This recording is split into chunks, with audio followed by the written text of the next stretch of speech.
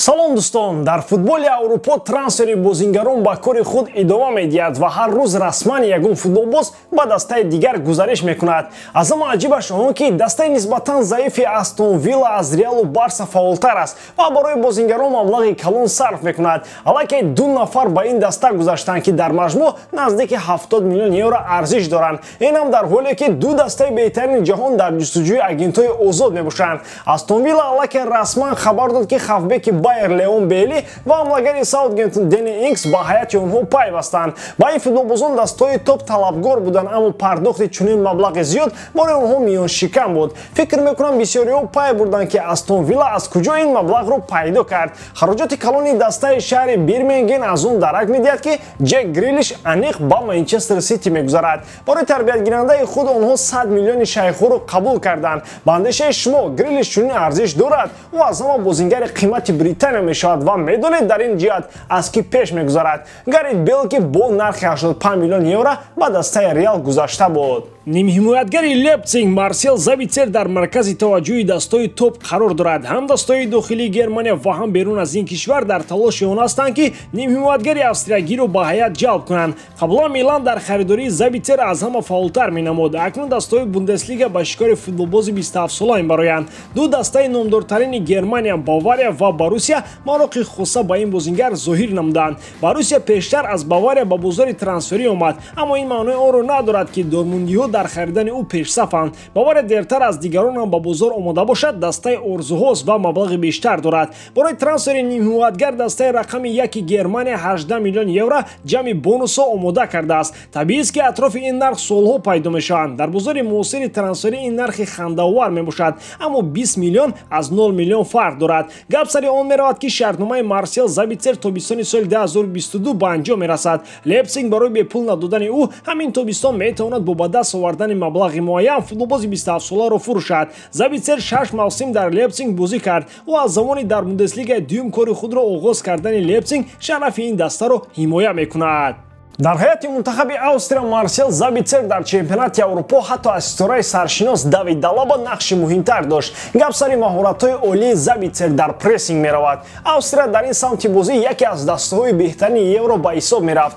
қаҳрамони Евро Италия бо азобу машаққат Австрияро паси сар кард. Забитсер ба прессинг кардан одат намудааст ва дар ин ҷиҳати бозӣ ӯ сайқал ёфтааст. Нагелсман дар Лейпциг ӯро ба умқи майдон овард то Забитсер бештар бо ту бошад. дар Австрия ӯ дар мавқеи плеймейкер бозӣ мекард ва аз удаи кор бо сарбаландӣ баромад. дар Лейпциг ҳам вобаста ба рақиб нимҳимоятгари австриягӣ мавқеи худро иваз мекард. маъз ҳамин хусусиятҳои олии ӯ сабабгор шуданд ки дастаҳои беҳтарин ӯро ба ҳайати худ мехонанд. Забитсер дар Бундеслига аллакай таҷрибаи ғании бозикунӣ дорад. дар ин кишвар дилхоҳ даста аз прессинг истифода мекунад. Бавария бошад беҳтаринҳоро ҷамъоварӣ мекунад. Нагелсман ки Лейпцигро ба Бавария иваз кард, мехоҳад Забитсерро ба назди хеш ба Мюнхен даъват кунад. шиносоӣ ва фаъолият бо Нагелсман ҳамчунин таҷрибаи хуб дар Бундеслига метавонад Забитсерро ба тарафи Мюнхен кашад, ҳарчанд дастаҳои дигари топ Аврупо дар талоши харидани ин футболбоз бошанд. дар ҷоми Гампер бозӣ кардани Барселона ва Ювентус барои мухлисон мисли Эл Классико аст. агар Месси ва Роналдо дар он иштирок кунанд, намудани яке аз онҳо шаомати ин бозиро ба ҳеҷ баробар хоҳад кард. аллакай маълум гардид ки Роналдо дар ин бозӣ ба майдон мебарояд. акнун масъалаи Месси боқӣ мемонад. Барселона ҳоло ҳам ҳақ надорад аз кӯмаки капитани худ баҳраманд гардад. барои бастани шартномаи нав ҳамин саҳар Месси таътили худро нимкола карда ба Каталония ҳозир шуд, аммо дигар масъалаи боқӣ мондани Месси дар Барселона аз ӯ вобастагӣ надорад. аслан бояд клуб мизони маошро ба низом дарорад. Месси 50% маоши худро кам кард. акнун худо кунад ки фурӯхта шудани ягон футболбози тайёрахӯри даста масъалаи ҳалшуда бошад. ба ҳар ҳол ба Каталония омадани Месси ба он хотир набудагист ки бо дастаи Жирона ва Испаньол шартнома бандад. маълум гардидани иштироки Роналдо дар ин бозиам аз он дарак медиҳад ки Ювентус ӯро дар мавсими ояндам нигоҳ медорад. дар ин бора ҳам фикри мухлисони ин бозингар ва бевосита мухлисони клубро донистан мехоҳам ки оё дар якҷоягӣ фаъолият кардани Алегри ва Роналдо ба мақсад мувофиқ аст. футболбози португалӣ дар мавсими гузашта бомбардири серия А шуд, аммо Ювентус аз скудетто маҳрум гардид. натиҷаи шахсии бозингари португалӣ муҳим аст ё ин ки тамоми даста? дар мавсими нав Ювентус бо кадом роҳ муваффақ шуданаш мумкин? ҳамроҳ бо Алегри ё Роналдо ва ё ин ки ҳардуи онҳо дар якҷоягӣ? андешаи худро дар комментария нависед. ин барои мо хеле муҳим аст. чанд муддат қабл ла лига бо фонди сармоягузории СВС шартномаи ҳамкорӣ баст. Аз нигоҳи аввал чунон менамояд ки шартномаи мазкур ба нафъи дастҳои испанӣ мешавад.